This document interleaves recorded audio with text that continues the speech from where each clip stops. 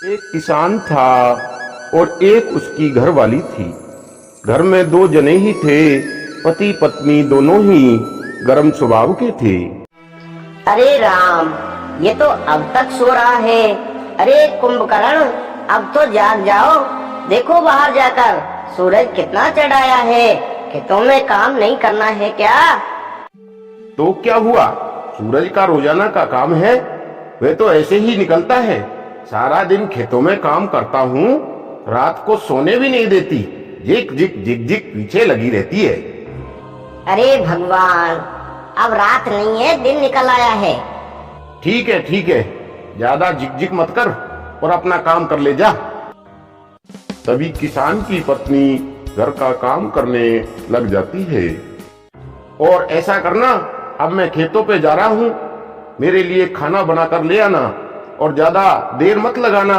मैंने कुछ भी नहीं खाया है, मैं खाली पेट खेत पर जा रहा हूँ। हाँ हाँ हाँ, ठीक है महाराज, जाओ। आपके लिए 56 भोग बनाकर लाऊंगी। 56 भोग है ही क्या है तेरे इस घर में? जब से माके से आई हूँ मैंने तो दुख ही दुख देखे हैं। भगवान कौन से जन्म का दुख दे रहा है मुझे? इतना सुनकर के किसान बैलों को लेकर खेत पर चला जाता है और खेतों की जुताई करने लग जाता है। अरे क्या बनाऊं, कुछ समझ भी नहीं आ रहा। और घर में कुछ है भी नहीं ऐसा, क्या बना कर ले जाऊं? और कुछ ठीक से नहीं बनाया तो फिर वही झगड़ा करेगा। किसान की पत्नी खाना बनाती है और किसान के लिए खाना लेकर खेतों की ओर चल देती है। हीरा मोती, बहुत देर हो गई है बेटा। खेत जोतते जोतते अब तुम भी थक गए होंगे। थोड़ी देर ऐसा करो, आराम कर लेते हैं। किसान को तभी नींद आ जाती है और उसकी घरवाली खाना लेकर खेत पर पहुंच जाती है। अरे भगवान, घर भी सोना, खेतों पर भी सोना। जब ही तो कहती हूँ खेतों में फसल कैसे कम हो रही है। अरे जाग जा कुंभकर्ण, जाग जा, ले खा ले रोटी। अरे रे रे रे, आ गई क्या? ला, भूख लगी है बहुत जोर से। क्या बनाया है? मैं तो बहुत देर से इंतजार कर रहा था। तभी किसान की पत्नी खाना लगा देती है। ये क्या बनाया है? बैंगन की सब्जी। ले जा इसको, तू ही खा ले। रोज रोज बैंगन बना देती है, ना जाने कौन से जन्म की दुश्मनी निकाल रही है। सुनो, मेरे से नहीं देखे जाते। मैं रोज रोज के नाटक से तंग आ गई हूँ। इनसे मैं तो चली अपने मायके। अब खूब अच्छे अच्छे भोजन करना, तेरा मन पसंद जो मन करे वो भोजन बनाया करना। इतना कहकर के किसान की पत्नी अपनी मायके चली जाती है। अरे बेटी, आ गई क्या? ससुराल में दामाद जी ठीक तो हैं? माँ, दामाद ने तो मेरी नाक में दम कर रखा है। रोज रोज झगड़े करता है, मैं तो तंग आ गई हूँ। इससे अच्छा तो मौत आ जाए। माँ बेटा, अब खाना खा लो और आराम कर लो। दूसरे दिन सुबह होती है। चलो बेटी, खेतों पर चले, फसल दिखाकर लाती हूँ। अब की वर्ष कैसी फसल है अपने खेतों में? हाँ माँ, चलो, मुझे भी अपनी फसल देखनी है।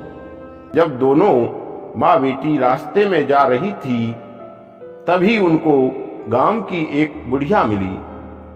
बेटी रमको, ओ बेटी रमको। हाँ दादी माँ। बेटी, राजी खुशी तो है? तुम्हारा दामाद रोज रोज झगड़े करता है दादी माँ, और सारा दिन सोता ही सोता रहता है। उसका स्वभाव चिड़चिड़ा रहता है। कभी कभी तो हमारे घर की बनी बनाई रसोई बेकार चली जाती है। बेटी, ये कोई बड़ी बात नहीं है, ऐसा तो हर घर में होता रहता है। मेरे पास इसकी अचूक दवा है। क्या दवा है दादी माँ? अब भी कभी तेरा घर वाला तेरे से झगड़ा करे तब तुम उस दवा को अपने मुंह में रख लेना। इससे तुम्हारा घर वाला अपने आप चुप हो जाएगा। तभी बुजुर्ग महिला घर के अंदर गई, एक शीशी भरकर ले आई और उसे दे दी। दवा को लेकर माँ बेटी घर आ जाती है।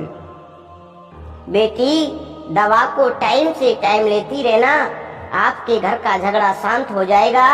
और अब जाओ बेटी, राजी खुशी रहना। ठीक है माँ, मैं अब जाती हूँ, आप अपना ख्याल रखना। तभी किसान की पत्नी घर आ जाती है। किसान खेतों से काम करके आता है। आ गई, माँ के पास ही रहती, देखते कब तक रखती है माँ तुझे। किसान ने झगड़ा करना फिर से शुरू कर दिया। तभी किसान की पत्नी ने बुढ़िया की दवा को मुंह में रख लिया और पत्नी का बोलना बंद हो गया। थोड़ी देर बाद किसान भी शांत हो गया। अब जब भी किसान झगड़ा करता तो वह दवा को मुंह में रख लेती और किसान शांत हो जाता। किसान का लड़ना काफी कम हो गया। ये देखकर पति बहुत खुश था। ये देखकर पत्नी बहुत खुश थी। पति पत्नी खुशी खुशी रहने लगे। एक दिन जब दवा समाप्त हो गई तो पत्नी अपने मायके दादी माँ के पास गई। दादी माँ, आपकी दवाई तो बड़ी कारगर सिद्ध हुई। आपने इसमें क्या डाला है, जरा बता देना, मैं इसे घर में ही बना लूंगी। बार बार आना जाना मुश्किल होता है दादी माँ। अरे बेटी, जो शीशी मैंने तुम्हें दी थी ना, उसमें शुद्ध जल के सिवाय कुछ भी नहीं था। तुम्हारी समस्या का हल तो तुम्हारे चुप रहने से हुआ है। जब तुम मुंह में पानी भर लेती हो तो बोल नहीं पाती और तुम्हारे घर वाले का क्रोध शांत हो जाता है। बेटी, इसी को कहते हैं एक चुप और 100 सुख। शांत रहना सीखो बेटा, क्रोध से अपना ही विनाश होता है। कभी गुस्सा नहीं करना चाहिए। झगड़ा दोनों तरफ से होता है, एक तरफ से नहीं होता। यदि एक तरफ से झगड़ा करने वाला शांत रहे तो दूसरी तरफ का झगड़ा करने वाला भी शांत हो जाएगा और घर में हंसी खुशी का माहौल रहेगा।